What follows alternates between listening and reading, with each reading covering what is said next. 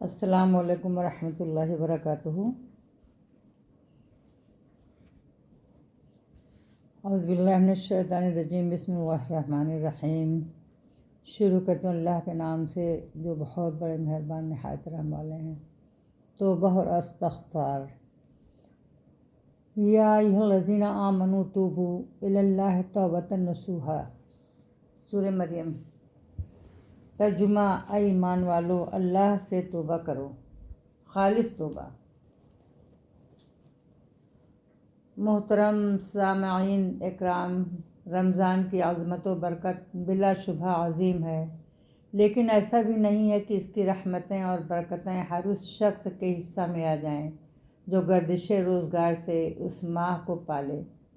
جب بارش ہوتی ہے تو مختلف ندی، نالے اور تالاب اپنی اپنی وسعت و گہرائی کے مطابق ہی اس کے پانی سے فیض یاب ہوتے ہیں۔ زمین کے مختلف ٹکڑے بھی اپنی طاقت کے مطابق ہی فصل دیتے ہیں۔ بارش کا فیض یکساں ہوتا ہے، مگر ایک چھوٹے سے گڈھے کے حصے میں اتنا وافر پانی نہیں آتا جتنا ایک وسیع یعنی کہ لمبا چوڑا اور عریض تالاب میں بھر جاتا ہے۔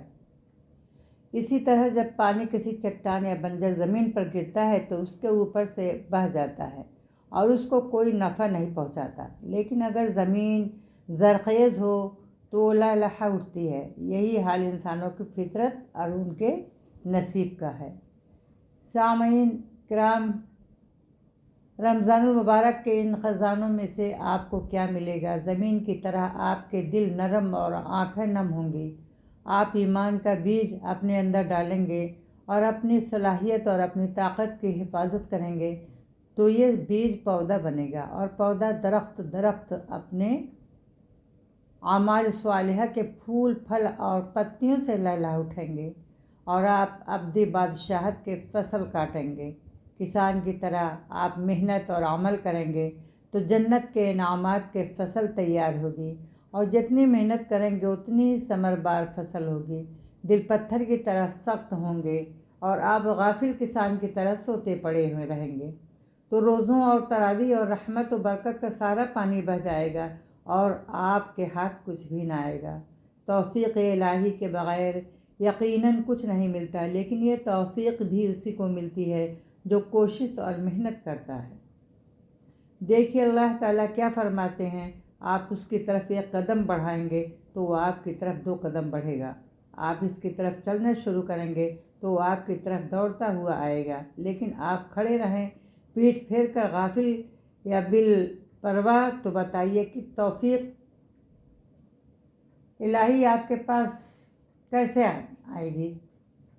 تو ایسا نہ کیجیے کہ رمضان کا پورا مہینہ گزر جائے، رحمتوں اور برکتوں کی ڈولی کے ڈول انڈیلے جاتے رہیں اور آپ اتنے بد نصیب ہوں گے کہ آپ کی جھولی خالی رہ جائے گی۔ کچھ کرنے کے لیے اور اپنے حصہ کی رحمتیں لوٹنے کے لیے کمر کس لیجیے اور نبی صلی اللہ علیہ وسلم کی اس تنبیہ کو اچھی طرح یاد رکھیے۔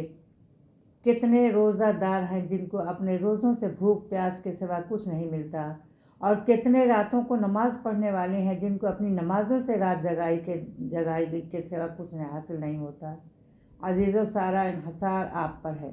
نبی پاک صلی اللہ علیہ وسلم رمضان سے پہلے اپنے رفقا کو مخاطب کر کے اس مہینے کی عظمت و برکت بھی بیان کرتے اور اس کی برکتوں کے خزانوں سے اپنا بھرپور حصہ لینے کے لیے پوری محنت و کوشش کی تاکید بھی فرماتے۔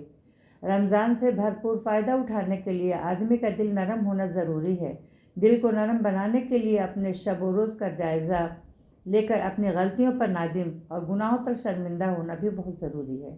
اللہ کی نافرمانی انسان کی حیات کے لیے سم قاتل ہے، اور توبہ تریاق انسان اگر چاہتا ہے کہ اس کا نور ہدایت زائل نہ ہو تو وہ اللہ کی نافرمانی کے معاملے میں بے باک نہ ہو، نہ اس کی حکم عدولی پر اصرار کرے۔ اگر کبھی کسی وقتی تحریک کے نتیجے میں اس سے کوئی گناہ ہو جائے تو جلد از جلد توبہ کے پانی سے اپنے دل کو صاف کر لے اور نافرمانی کے زہریلے اثرات کو زائل کر دینے کی طرف متوجہ ہو۔ گناہ کو حقیر سمجھنا، توبہ سے غفلت برتنا اپنی ہلاکت کا دعوت دینے کے لیے مترادف ہے۔ بہتر انسان وہ ہیں جو اپنی کمزوریوں کی طرف سے بے فکر ہونے کے بجائے ان سے اپنے آپ کو زیادہ سے زیادہ پاک کرنے کی جدوجہد کرتے ہیں اور جب بھی ان سے کوئی چھوٹی یا بڑی غلطی ہو جاتی ہے تو وہ توبہ کے ذریعے اس کا تدارک کر کے اللہ رب العزت سے اپنے تعلق اور زیادہ استوار کر لیتے ہیں۔